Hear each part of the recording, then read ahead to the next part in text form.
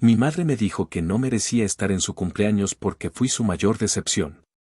Años después me llamó desde el hospital rogando que no la abandone como lo hicieron sus hijos exitosos. Pero ya era demasiado tarde para llamarla madre nuevamente. Cuando uno es niño, no se da cuenta del todo que hay palabras que se clavan más profundo que un golpe. Yo crecí pensando que mi madre simplemente era estricta, que su forma de tratarme tenía que ver con querer que fuera mejor, más fuerte, más lista que los demás. Pero los años pasan, y con ellos uno aprende a ponerle nombre a las heridas, y lo que ella hacía no era educación ni disciplina. Era desprecio. Era favoritismo disfrazado de exigencia. Era crueldad camuflada en frases que parecían consejos pero que solo eran maneras sutiles de hacerme sentir menos, de empujarme al rincón invisible de una familia donde siempre fui la opción de repuesto. La hija de emergencia, la que nunca fue suficiente para nada, pero que era buena para todo cuando se necesitaba una niñera, una cuidadora, una empleada gratuita o simplemente un saco donde vaciar frustraciones. Recuerdo perfectamente el día de su cumpleaños número 55. Yo tenía 22, vivía sola en un apartamento diminuto donde apenas cabía una cama y una estufa que funcionaba cuando le daba la gana. Y estaba trabajando 2 turnos seguidos porque había dejado la universidad por no poder pagar la matrícula. Aún así, como cada año, me aparecí con un regalo envuelto a mano, un pastel del supermercado con una velita en forma de corazón y una bolsa con galletas que sabía que le gustaban desde que era niña. No porque esperara que me lo agradeciera, sino porque ingenuamente seguía creyendo que, tal vez ese año, algo en ella cambiaría, que por fin me miraría como una hija y no como un recordatorio de lo que no salió como quería.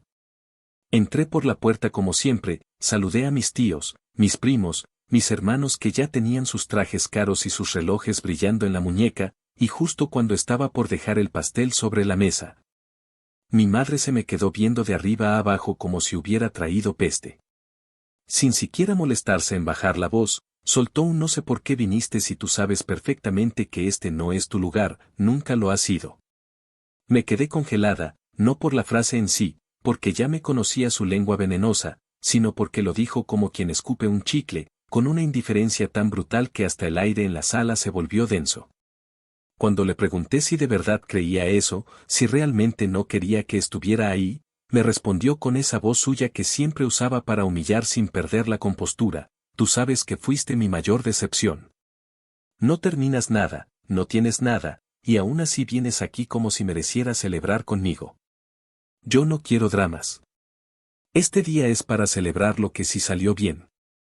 Yo estaba parada frente a ella, con los nudillos blancos de apretar la caja del pastel, mientras mis hermanos no decían nada, mientras mi tía fingía que revisaba su bolso y mis primos hacían como que no escuchaban. El pastel terminó sobre la encimera sin velita, sin canto, sin abrazo, y yo me fui de esa casa sin mirar atrás, tragándome la rabia como si fuera saliva amarga. Esa noche, al llegar a mi apartamento, me encerré en el baño, me senté en el piso frío con la luz apagada y me permití llorar en silencio como una niña perdida. Como alguien que por fin entendía que hay vínculos que no se pueden salvar ni aunque uno los suture a punta de sacrificios.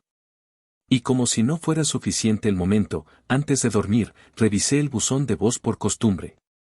Entre correos de trabajo y una oferta estúpida de un banco, estaba su voz, la voz de mi madre diciéndome: no vengas mañana, no necesito tus dramas, necesito gente que no me avergüence delante de los demás. Esa frase fue la estocada final.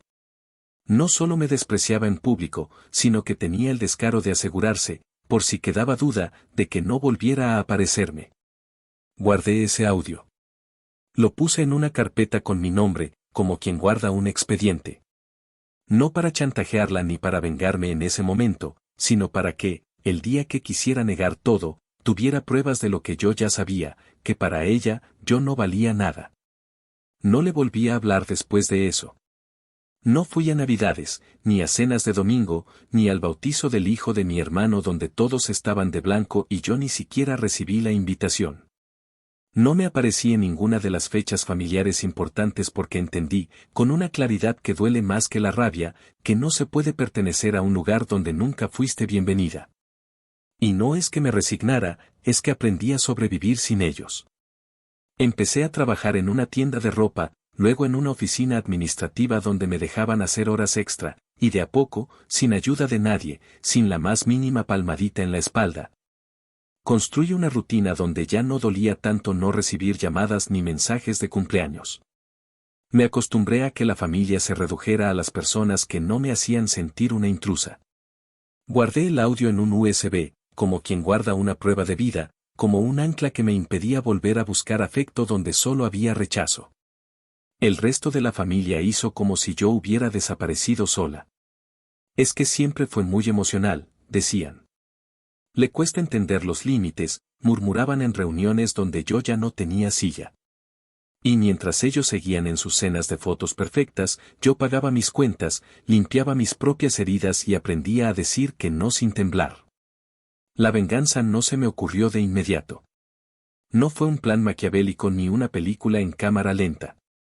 Fue un cambio, una decisión diaria de no estar disponible para quienes solo sabían señalarme cuando les convenía. Y con el tiempo, esa decisión se volvió más firme, más consciente, más mía.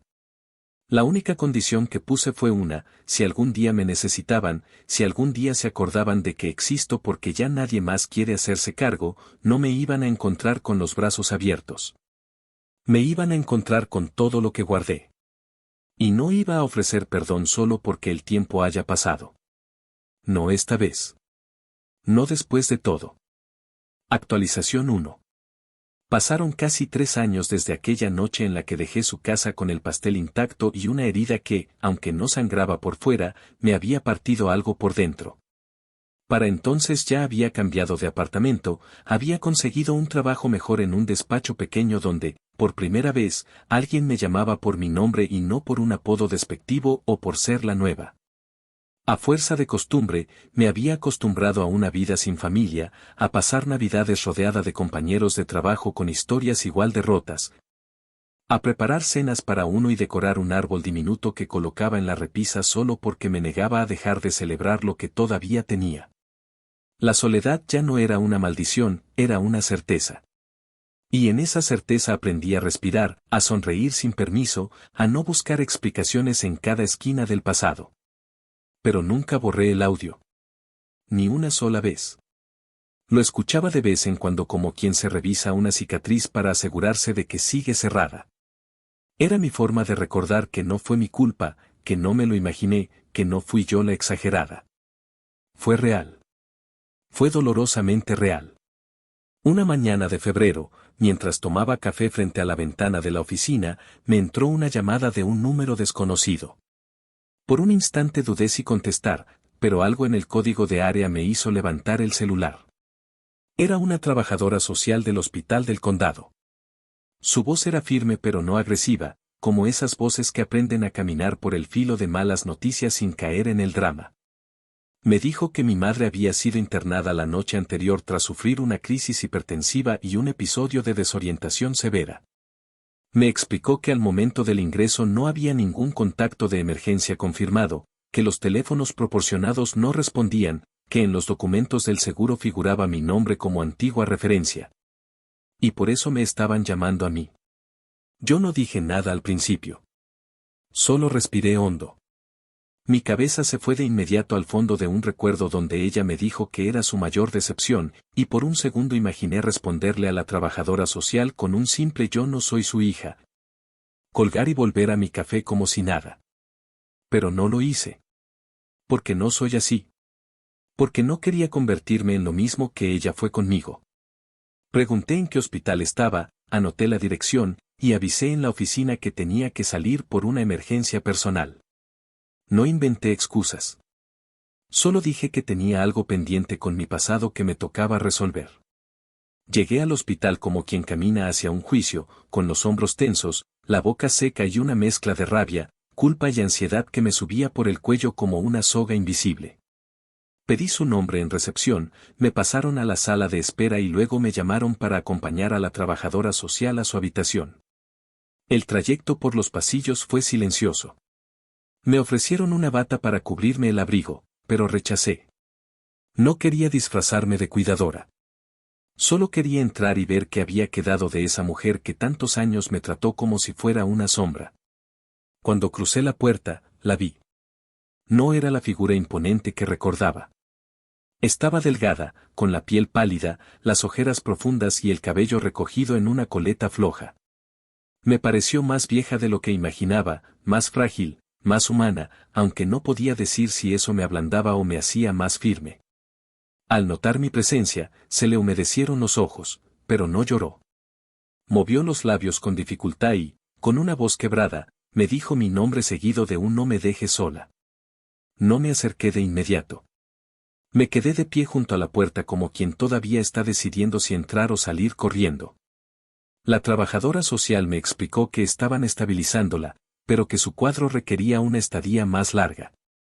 Mencionó opciones, términos médicos que no retuve, y una frase que sí se me quedó grabada: nadie más respondió. Usted es la única que ha venido.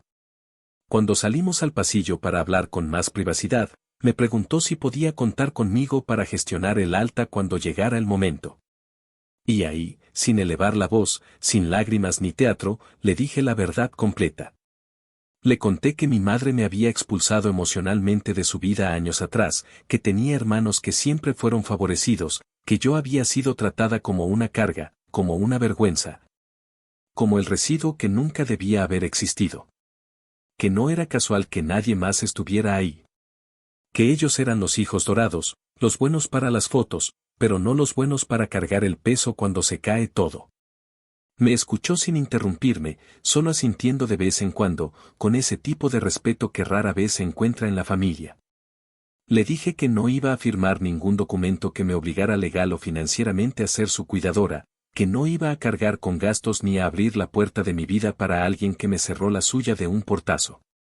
Pero también le aclaré que no permitiría que la abandonaran, que no soy como ella, que si había opciones que le garantizaran atención digna, iba a colaborar con trámites, con citas, con logística, pero no más allá. Que mi vida no iba a ser otra vez el campo donde ella descargara su veneno y luego se hiciera la víctima. La trabajadora social me dijo que lo entendía perfectamente, que no era la primera vez que veía algo así. Y entonces, cuando volví a la habitación para despedirme por ese día, ella me tomó de la mano con una fuerza que me sorprendió y me dijo, casi en un susurro: perdóname, por favor, no me dejes como ellos. Yo no respondí de inmediato. Solo respiré hondo, me senté al borde de la cama y le apreté la mano también. Le dije que iba a estar bien atendida, que no iba a permitir que la echaran a la calle, pero que ya no podía volver a llamarla mamá como si todo lo anterior no hubiera pasado. Ella cerró los ojos, soltó un suspiro largo y se quedó dormida. Yo salí de ahí sin lágrimas, sin temblores, pero con una certeza nueva: no se trataba solo de cuidar o no cuidar. Se trataba de que, por primera vez en mi vida, yo estaba eligiendo desde mi dignidad, no desde su rechazo. Al llegar a casa esa noche, abrí el cajón donde guardaba el USB con el audio. Lo conecté al computador, lo escuché entero sin bajar la mirada, y lo volví a guardar. No estaba lista para borrarlo. Todavía no. Pero esa noche dormí sabiendo que algo había cambiado. Yo ya no era la hija disponible, la que pedía migajas de afecto, la que se ofrecía como sacrificio esperando algún gesto mínimo a cambio. Ahora era una adulta que sabía decir basta, incluso frente a la mujer que le dio la vida. Y esa, aunque fuera una victoria silenciosa, sabía a libertad. A la libertad más jodida y más cara que había conseguido en toda mi maldita vida. Actualización 2. Pasaron 3 semanas desde esa primera visita al hospital, y aunque intenté volver a mi rutina con la mayor normalidad posible, la verdad es que algo se había movido dentro de mí. No era culpa, o al menos no esa culpa ciega que te carcome desde adentro y te hace dudar de todo. Era otra cosa. Era como si hubiera abierto una caja cerrada durante años, una que no solo contenía dolor, sino también responsabilidad mal entendida, promesas que nunca hice pero que todos asumieron que debía cumplir. Como si ser hija automáticamente significara ser redentora, cuidadora, salvavidas, soporte, y por supuesto, la única estúpida dispuesta a barrer la mierda que los demás van dejando. Lo irónico de todo esto es que yo jamás me ofrecí para nada de eso. Solo lo asumieron. Solo lo exigieron. Y cuando me negué, cuando puse límites por primera vez, fue como si les hubiera escupido en la cara. La primera señal de que el desastre se avecinaba llegó por mensaje. Un grupo de WhatsApp familiar que estaba silenciado desde hacía más de un año comenzó a activarse con una lluvia de notificaciones. Mi hermana, la misma que me había dicho en otra vida que yo era demasiado intensa y que siempre armaba líos donde no había, escribió que había hablado con alguien del hospital. Que necesitábamos coordinarnos como familia para lo que venía, que mamá no estaba bien y que esto nos afecta a todos. Me quedé mirando la pantalla como si fuera una broma de mal gusto. ¿Nos afecta a todos? ¿Ahora sí les afecta? ¿Ahora sí recuerdan que tienen madre, cuando ni siquiera se molestaron en contestar las llamadas del hospital? Me dieron ganas de reírme en su cara, pero lo único que hice fue escribir, qué bueno que ahora les preocupa. Ya la están atendiendo, tiene seguro, y hay una trabajadora social coordinando todo. Si quieren cooperar, háganlo, pero no cuenten conmigo para cargar sola con todo este circo otra vez. En menos de 5 minutos me llegó la respuesta de mi hermano, qué desalmada eres, carajo. Estás hablando de mamá, no de una extraña. ¿Qué perra más fría te volviste? Leí el mensaje 3 veces. No porque me doliera, sino porque me sorprendía lo fácil que era para él soltar veneno desde la comodidad de su sillón, como si la historia no tuviera antecedentes. Como si él no fuera el mismo que me llamó fracasada en su boda frente a todos solo porque dije que todavía estaba pagando un préstamo para terminar mis estudios. Contesté con la paciencia de quien ya no tiene nada que perder. Les recordé que yo fui la única que respondió la llamada del hospital, la única que se sentó en esa habitación fría mientras ella apenas podía abrir los ojos. La única que habló con la trabajadora social para asegurarse de que no la soltaran como un trapo viejo. Les escribí con detalles que ella estaba recibiendo tratamiento, que había opciones para su recuperación, pero que esas opciones requerían colaboración, y que yo no iba a ser la tonta útil que firmaba papeles. Garantizaba deudas o abría las puertas de su casa como si nada hubiera pasado. Les adjunté, sin siquiera explicar mucho, las fotos de los documentos que había recopilado años atrás. Los estados de cuenta donde se veía claramente cómo el dinero de mi fondo universitario fue transferido a la cuenta de mi hermano para la compra de su camioneta. Las transferencias que mi madre hizo a mi hermana para ayudarla con la entrada de la casa mientras a mí me decía que el dinero se había perdido en una mala inversión. Y un par de capturas de mensajes donde ella misma se burlaba de mis aspiraciones diciendo que yo nunca iba a ser nadie porque me faltaba carácter. No lo hice para humillarlos. Lo hice porque estaba harta. Harta de que me pintaran como la que exagera, como la histérica, como la que no entiende cómo funciona la familia. Si eso era la familia, entonces conmigo no cuenten. Mi hermana contestó con un mensaje digno de una misa de domingo, no es el momento para sacar trapos sucios. Hay que enfocarse en lo importante, mamá necesita ayuda. Haz lo que tú quieras, pero no metas más odio en este proceso. Me reí, porque no me quedó de otra. Hipócrita no le quedaba grande, le quedaba pequeño. Le escribí que el odio no lo metí yo, que ya venía incluido desde que nos repartieron a todos los roles dentro de esta familia como si fueran etiquetas permanentes, el exitoso, la bonita, el genio y la decepción. Que si ahora estaban incómodos con mis palabras, era porque por primera vez en su vida estaban viendo las cosas como son, sin maquillaje emocional. Mientras todo ese intercambio ocurría, seguía en contacto con la trabajadora social del hospital. Ella me informó que mi madre iba a ser trasladada a un centro de cuidados transitorios donde le harían seguimiento médico más estable y podrían iniciar el papeleo para considerar opciones de asistencia a largo plazo. Me preguntó si podía llevarle ropa, artículos personales y su lista de medicamentos. Dije que sí. No porque me sintiera obligada, sino porque, a pesar de todo, me niego a convertirme en alguien como ellos, que solo aparece cuando hay cámaras o beneficios. Fui al centro una tarde, después del trabajo, con una bolsa de camisetas, pijamas limpias y unos zapatos bajos que sabía que le gustaban. También le llevé una crema de manos que solía usar cuando yo era niña y que todavía olía a vainilla barata. Cuando entré a la habitación, me miró como si no esperara verme. Me preguntó si había hablado con mis hermanos. Le dije que sí, que ya sabían todo, que podían acercarse cuando quisieran. Me dijo que nadie contesta. Le respondí que lo entendía, que no me sorprendía, pero que eso no me volvía su salvación automática. Me miró como si esperara que le pidiera perdón por no ser su hija ideal. Como si todavía creyera que el lazo de sangre es un boleto a la redención instantánea. Le dejé la bolsa, le ayudé a acomodar la ropa en el pequeño armario del cuarto, y le dije que iba a seguir colaborando con lo necesario, pero que no podía más que eso. Que no iba a sacrificar mi vida para que ella se sintiera acompañada. Ella no dijo nada. Se quedó en silencio mientras yo me despedía. Antes de salir, me dijo gracias por venir. No sonó manipulador. Sonó vacío. Como alguien que ya no sabe muy bien si está agradecida o solo resignada. Esa noche, mientras me preparaba una cena simple y me sentaba en el sofá con una copa de vino barato, volví a revisar el grupo familiar. Nadie más escribió. Nadie preguntó cómo estaba ella. Nadie dijo voy a ir mañana.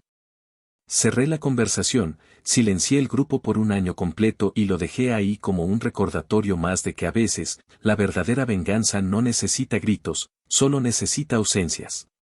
Que no estar para quien siempre te usó es el golpe más certero. Y esta vez, no iba a temblarme la mano. Actualización 3.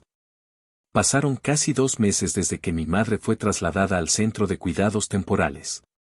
Durante ese tiempo, la rutina se volvió una especie de equilibrio incómodo entre seguir con mi vida y responder correos del hospital o llamadas de la trabajadora social que, a diferencia de mis hermanos, no desaparecía cuando las cosas se ponían incómodas.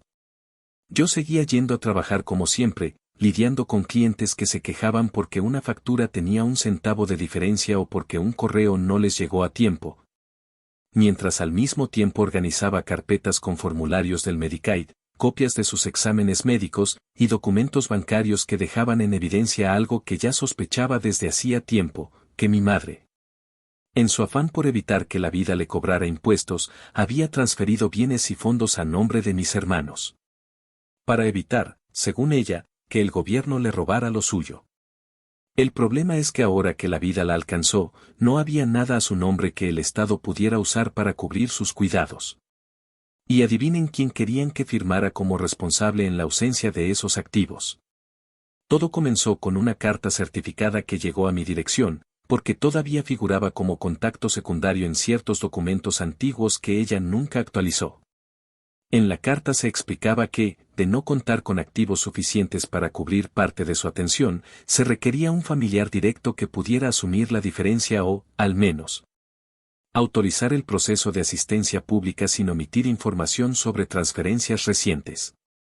Fue ahí donde me senté con la trabajadora social, en una sala chiquita que olía a cloro y café recalentado, y le pregunté sin rodeos si era cierto que, si mi madre había movido dinero a nombre de terceros en los últimos 5 años, eso contaba como parte de su evaluación financiera. La mujer, que ya había aprendido a hablarme sin rodeos ni falsas sonrisas, me dijo que sí. Que el sistema revisa todo. Que si alguien regaló un carro o transfirió cuentas bancarias sin justificación médica o legal, eso cuenta. Y que si no se reporta, se considera fraude. Me lo dijo con calma, pero con la firmeza de quien sabe perfectamente que, en este país, nada es gratuito y que las decisiones mal tomadas en nombre de la familia terminan cayendo sobre los hombros del que menos lo merece. Así que no me quedó de otra. Pedí copias de los movimientos bancarios, localicé las cuentas que ella había cerrado, y encontré con más facilidad de la que me hubiera gustado las transferencias a nombre de mi hermano y mi hermana.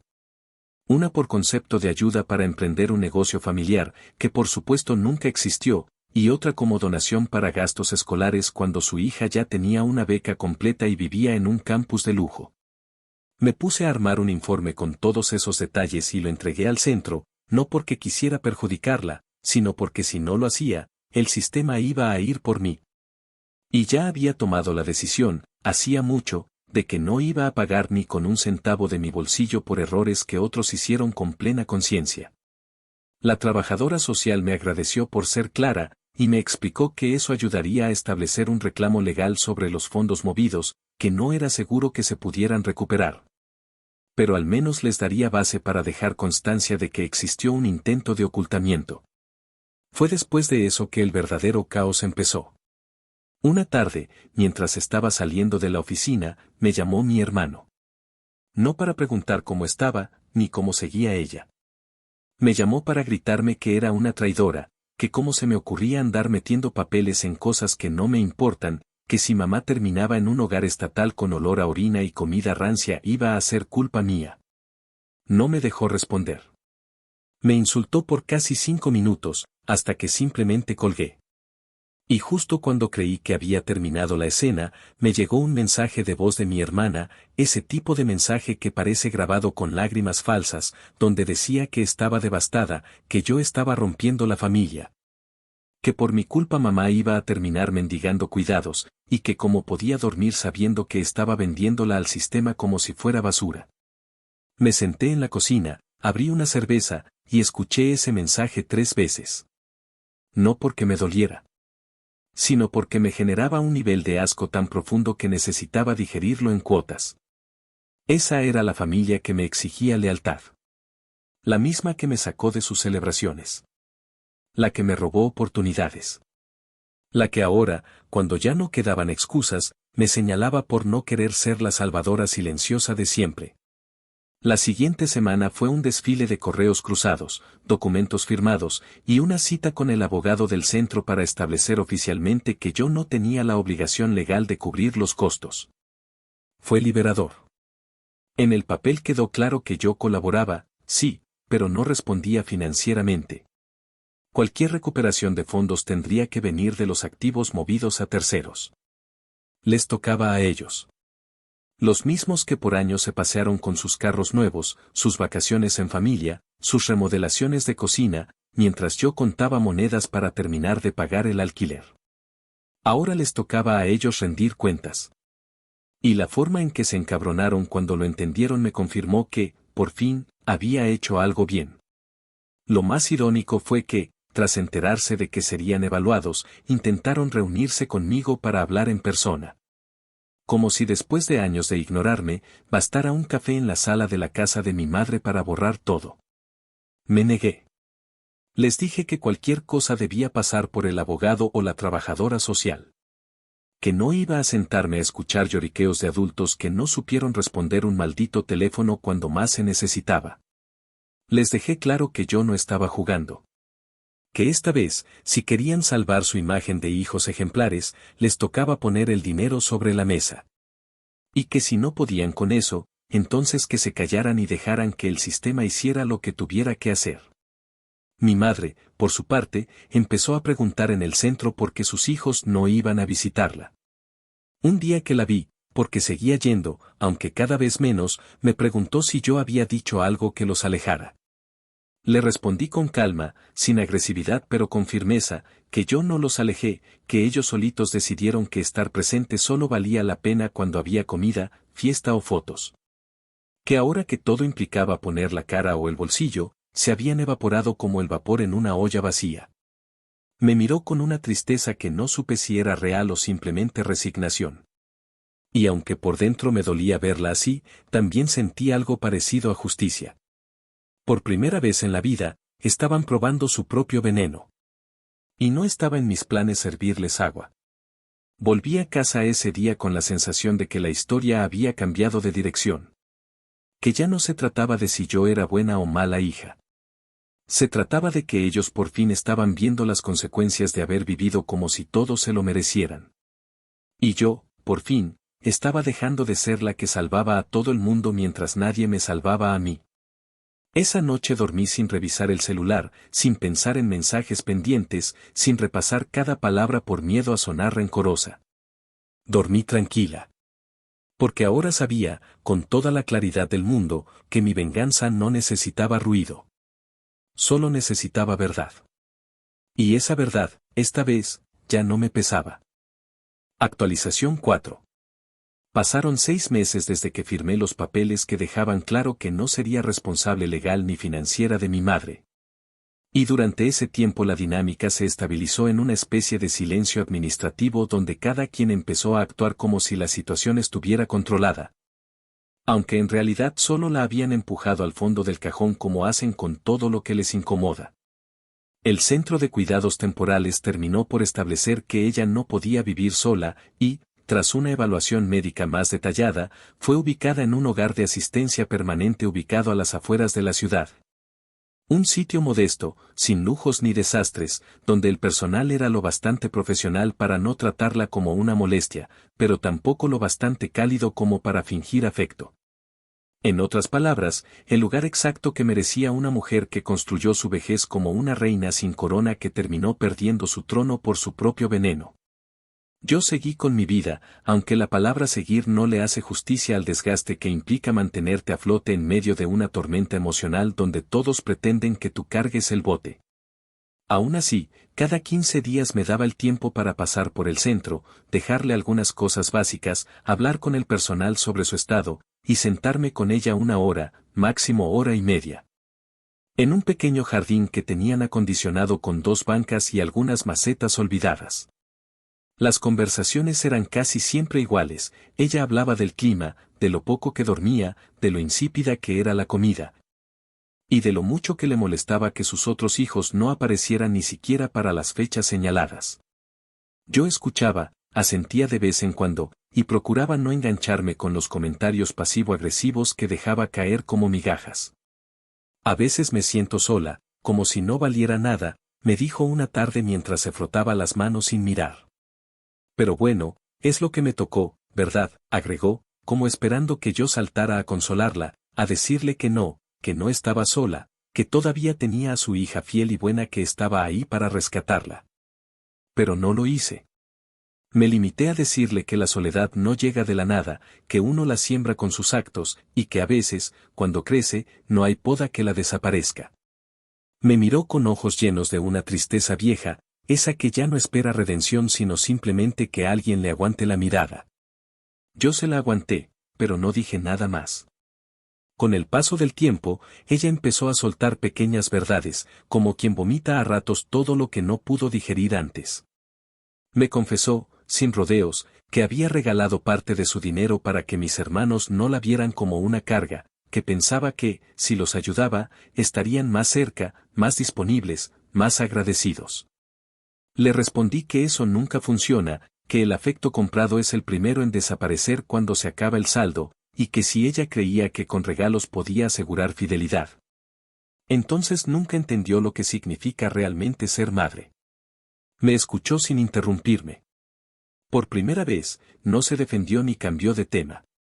Solo se quedó en silencio, apretando un pañuelo arrugado entre los dedos, como si tuviera que aferrarse a algo para no desplomarse. Una tarde de sábado, después de una semana particularmente agotadora en el trabajo, decidí visitarla sin llevar nada. Sin cremas, sin galletas, sin revistas ni excusas para suavizar el momento. Me senté frente a ella y le propuse algo que llevaba tiempo pensando.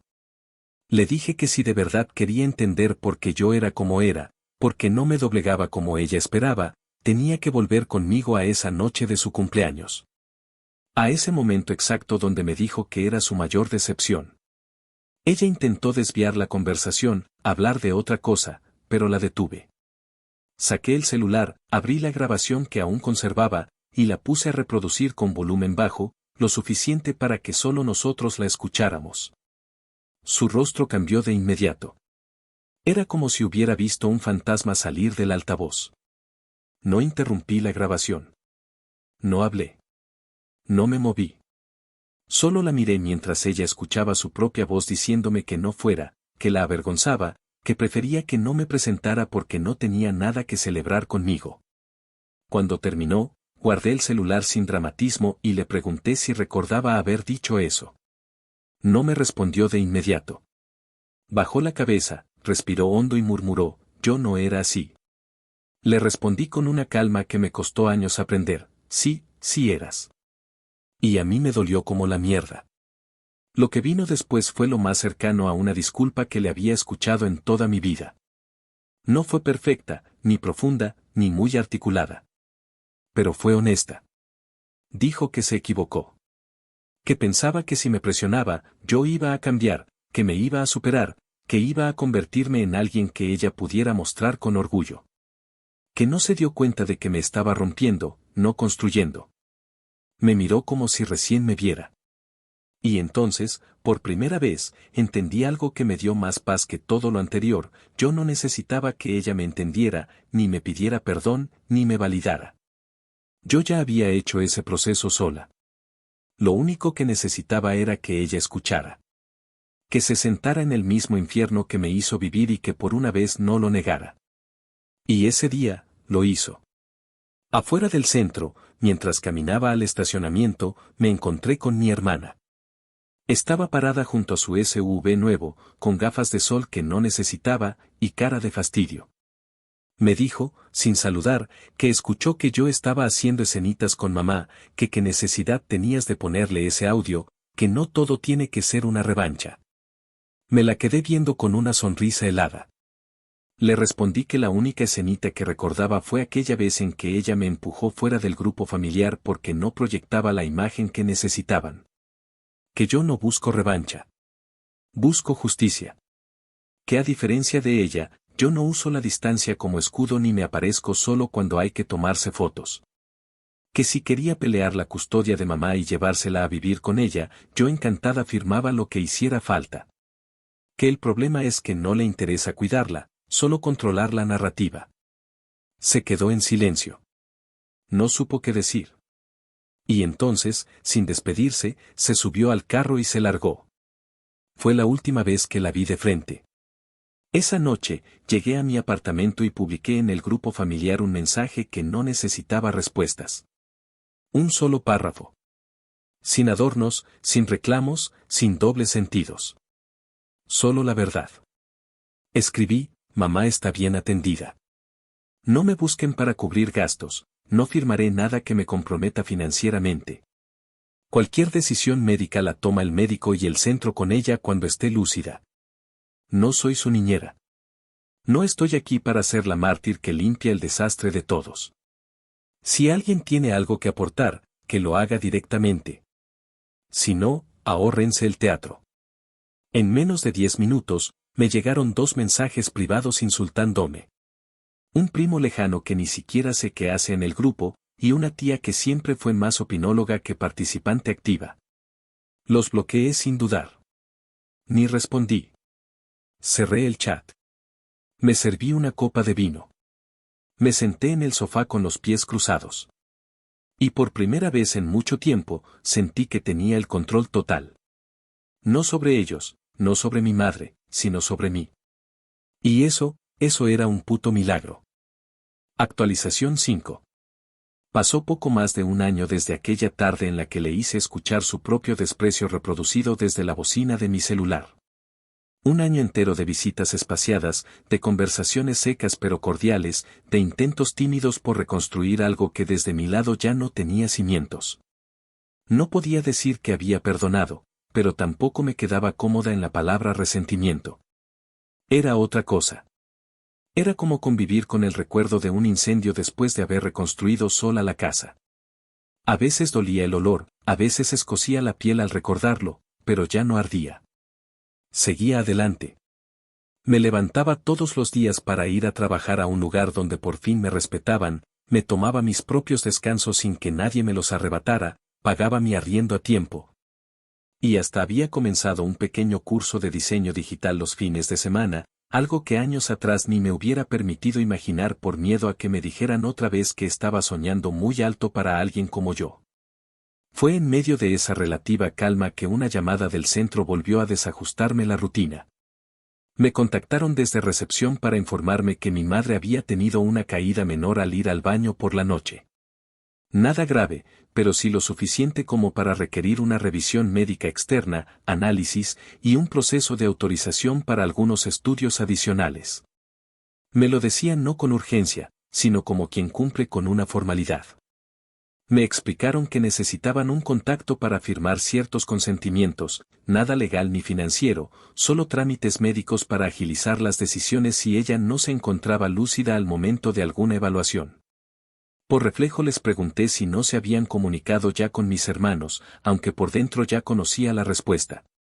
La voz al otro lado del teléfono se detuvo apenas un segundo antes de decirme que ya habían intentado comunicarse, que ninguno había respondido, y que incluso uno de los números registrados figuraba como desconectado. Respiré hondo. Había dicho 1000 veces que no quería ser la responsable de nada. Pero eso no es lo mismo que darle la espalda a alguien en una camilla. Así que esa misma tarde me acerqué al centro. No había rabia, ni dolor, ni esperanza. Solo un cansancio que uno aprende a cargar cuando ha sido la opción de repuesto toda la vida. Cuando llegué, mi madre estaba consciente, sentada en una silla de ruedas con una manta sobre las piernas, mirando por la ventana como si esperara ver algo más allá de los mismos árboles de siempre. Me saludó con una voz ronca, gastada. Me dijo que sabía que yo iba a ir. No como halago, sino como una especie de certeza resignada. Como quien asume que solo el que nunca ha fallado termina apareciendo.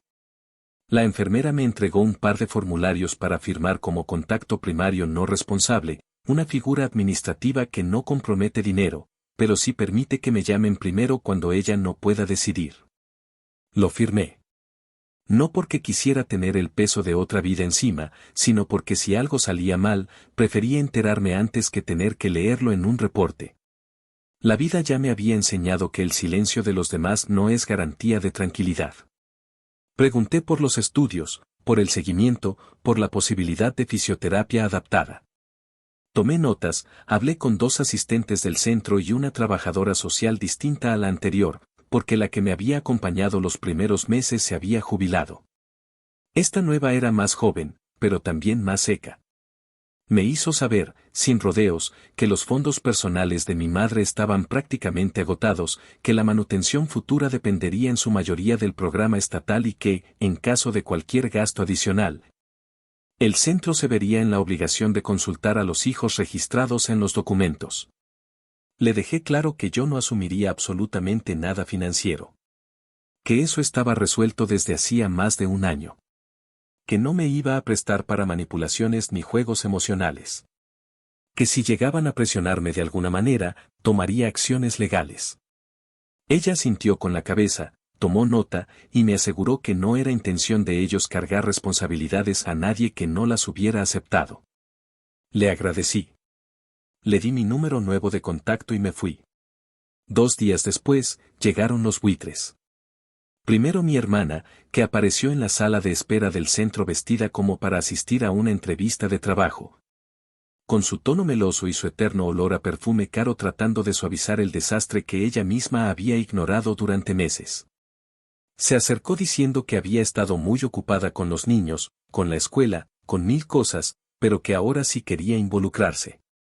No le respondí. Me limité a mirarla como se mira a un actor que uno ya se sabe de memoria. Luego llegó mi hermano, con su camisa perfectamente planchada, su reloj brillante y su cara de indignación. Dijo que era una falta de respeto que me hubieran hecho firmar algo sin consultarlo con el resto de la familia. Me reí. Le dije que el resto de la familia estaba demasiado ocupada en esconder la cabeza mientras alguien más barría la casa incendiada. Le expliqué con paciencia que no firmé como responsable, que no garantizaba pagos, que no ponía mi nombre en ninguna parte donde se hablara de dinero. Solo estaba ahí porque, como siempre, nadie más lo estaba. Él intentó armar una escena. Dijo que estaba cansado de que yo me creyera la víctima, que era momento de madurar y perdonar, que todos tenemos nuestros errores. Lo dejé hablar. Lo dejé repetir su monólogo lleno de frases recicladas y culpas proyectadas. Cuando terminó, le dije que madurar no significa callarse, que perdonar no es olvidar ni fingir, y que si de verdad quería ayudar, lo hiciera con acciones y no con discursos. Que se acercara al centro, preguntara por los gastos cubiertos, por los formularios, por el estado actual de nuestra madre. Que tomara una sola puta responsabilidad, una que no implicara una foto bonita ni una excusa para huir después. Esa noche, mientras volvía a casa en el bus, con la mochila en las piernas y los audífonos puestos sin música, pensé en lo irónico que era todo. Que después de años siendo la decepción, la que no merecía sentarse a la mesa ni ser parte de los cumpleaños, ahora fuera yo la que daba la cara. No por gloria ni por reconocimiento, sino porque sencillamente no podía evitar ver de frente lo que otros prefieren esconder bajo alfombras de frases hechas. La diferencia es que esta vez no lo hacía desde la culpa. Lo hacía desde la claridad. Desde la convicción de que estar no significa entregarse. Que puedo estar sin dejar que me expriman. Que puedo mirar a mi madre sin buscar su aprobación. Que puedo responder llamadas, tomar decisiones, visitar cuando quiero, y seguir con mi vida sin pedir perdón por no volver a llamarla mamá como si nada hubiera pasado. Y eso, por más simple que parezca, era la venganza más justa que pude ejecutar. No fue rabia. No fue abandono. Fue presencia con condiciones. Fue amor propio sostenido, incluso en el lugar donde más veces me lo arrancaron. Fue mirar al pasado con los pies en el presente y decir, aquí estoy, pero ya no como antes. Ya no como la hija rota que suplicaba atención. Ahora soy una mujer que pone límites, que firma con firmeza, que no carga lo que no le toca. Y que cuando la familia se atreve a preguntar por qué eres así, tiene todas las respuestas. Escritas. Grabadas. Archivadas. Y, por fin, superadas. Actualización final. Pasaron 6 meses más. Medio año en el que las visitas se volvieron cada vez más breves, menos regulares y también menos dolorosas. No porque algo se hubiera resuelto, no porque mi madre y yo nos hubiéramos reencontrado en una nueva versión de amor tardío, sino porque aprendí a no esperar nada de esos encuentros. A no construir ilusiones alrededor de palabras huecas, y a no regalar energía donde ni siquiera hay intención de reconocer el daño hecho. Mis visitas dejaron de ser rituales de reconciliación silenciosa y se convirtieron, simplemente, en un acto de presencia consciente, sin adornos ni máscaras. Iba cada 2 domingos, le llevaba una botella de agua con gas, alguna crema con olor a lavanda, y hablábamos de cualquier estupidez que no doliera, el clima, los cambios de personal en el centro. Los programas que veía en la televisión del comedor común. Ella ya no preguntaba por mis hermanos. Supongo que, con el tiempo, hasta el corazón más negado entiende que hay batallas que se pierden por abandono, no por traición. Yo había cambiado de apartamento hacía poco. Después de años en estudios diminutos y zonas grises, por fin podía permitirme un lugar con ventanas grandes, con luz natural que entraba sin pedir permiso, y un sofá cómodo donde el cuerpo no se quejaba por cada postura. Me mudé sin avisarle a nadie. No lo compartí en redes, no lo publiqué en el grupo familiar, no se lo dije ni a mi madre en las primeras visitas. Fue mío. Solo mío. Como si por fin me diera permiso de tener una vida que no se filtrara por las grietas de la culpa o del resentimiento. Pinté las paredes con colores neutros, colgué un par de fotos que tomé en un viaje breve al norte del estado, e instalé una cortina pesada que me dejara dormir los fines de semana sin que el sol se metiera donde no lo llamaban. Era un espacio pequeño, pero por primera vez sentí que era un hogar, no solo un refugio. En uno de esos domingos cualquiera, después de un silencio más largo de lo habitual, mi madre me pidió, sin rodeos, que la perdonara. No lo adornó. No me dio excusas ni justificó sus decisiones pasadas. Solo dijo que se arrepentía de haberme tratado como me trató. Que ahora, después de todo, entendía que yo era la única que había estado ahí. Me lo dijo con una voz baja, sin buscar lágrimas ni drama, sin intentar manipularme. Y lo más extraño fue que no sentí rabia. No sentí nada. Le respondí que agradecía sus palabras, que me hacían bien, que las recibía, pero que eso no cambiaba el pasado. Le dije que el perdón, para mí, no era un acto religioso ni una promesa de olvido. Era una forma de dejar de cargar algo que no me correspondía. Y que hacía tiempo ya había soltado esa carga. Que si esperaba que todo volviera a ser como antes, eso no iba a pasar. Que ya no me salía llamarla mamá como antes, porque esa palabra venía con una historia que no se borra con 2 sílabas y una disculpa tardía. Me escuchó en silencio, como quien ya no tiene fuerza para discutir. Me dijo que entendía, que solo quería que supiera que lo sentía. Y yo asentí, porque no había más que decir. Porque incluso cuando se cierra un ciclo, hay palabras que uno ya no necesita repetir. Poco después de esa conversación, Llegó la solicitud del centro para actualizar los documentos de contacto y decidir quién quedaría formalmente a cargo de sus decisiones médicas si en algún momento su salud mental se deterioraba. Me ofrecieron una serie de formularios, me explicaron que podía aceptar, rechazar o sugerir otro familiar. Les pedí tiempo para pensarlo. Hablé con la trabajadora social, con una abogada amiga que me ayudó a revisar los términos, y al final tomé una decisión simple pero irreversible: autoricé que el centro quedara como responsable legal directa, bajo el marco del sistema de atención del Estado. No me opuse a hacer contacto de emergencia. Seguiría recibiendo llamadas, pero no tendría ninguna obligación de decidir por ella, ni cargar con consecuencias legales de ninguna intervención. Al firmar, sentí que cerraba la última puerta que me quedaba medio abierta. No era un portazo. Era un cierre suave, pero firme. Sin lágrimas. Sin reclamos. Solo una página más en una historia que ya no me dolía leer. Mis hermanos no volvieron a escribir. Después del episodio en la sala de espera, entendieron que ya no había espacio para sus teatros. Se replegaron a sus vidas cómodas, a sus silencios calculados y a sus redes sociales donde todo parecía perfecto. No preguntaron por ella. No volvieron a mencionarla en ninguna publicación. Era como si no existiera. Como si el mundo, tal como lo habían construido, no tuviera espacio para una madre enferma y empobrecida que ya no podía ofrecerles nada que presumir. Ella lo notaba. Me lo decía a veces, sin quejarse, solo como quien narra una escena repetida, que ya no la llamaban, que no contestaban sus mensajes, que nadie fue a verla ni en su cumpleaños. Yo solo escuchaba. No ofrecía consuelo. No le decía que algún día aparecerían. No fingía esperanza. Porque mentirle sería peor que dejarla sola. Y yo ya no era esa hija que mentía para que los demás se sintieran cómodos. Ahora era una mujer que solo respondía por lo que sí podía sostener. Una noche, mientras organizaba un cajón en el que aún guardaba cosas viejas, encontré el USB donde tenía guardado aquel audio. Aún funcionaba. Lo conecté. Lo escuché entero. Escuché su voz diciéndome que no fuera, que le avergonzaba, que no necesitaba mis dramas. Lo oí sin mover un solo músculo. Sin llorar. Sin enfurecerme. Era como ver una película vieja que ya me sé de memoria. Y en cuanto terminó, sin hacer ningún ritual, sin darle más poder del necesario, lo borré. Lo eliminé del USB y luego formateé el dispositivo entero.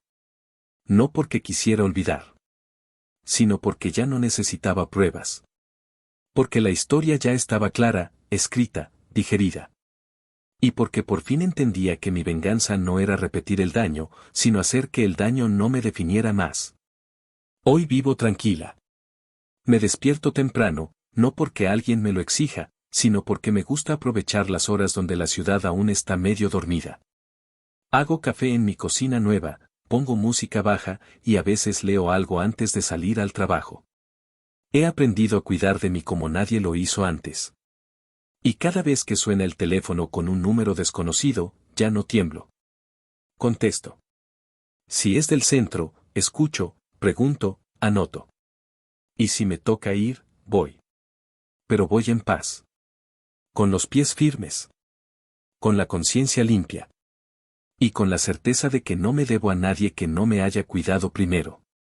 A veces, cuando paso por el parque frente a mi edificio, me siento unos minutos en una banca y miro a la gente caminar. Pienso en todo lo que se rompió, en todo lo que reconstruí. Y sonrío. No porque haya ganado, sino porque no me rendí. Porque el verdadero triunfo fue no convertirme en lo que me hicieron. Porque mi silencio ya no es sumisión, es elección. Porque puedo recordar todo sin sangrar. Y porque ya no me hace falta llamar la madre para saber quién soy. Soy yo. Entera. Imparable. Libre. Y esa, sin duda, es la mejor puta venganza.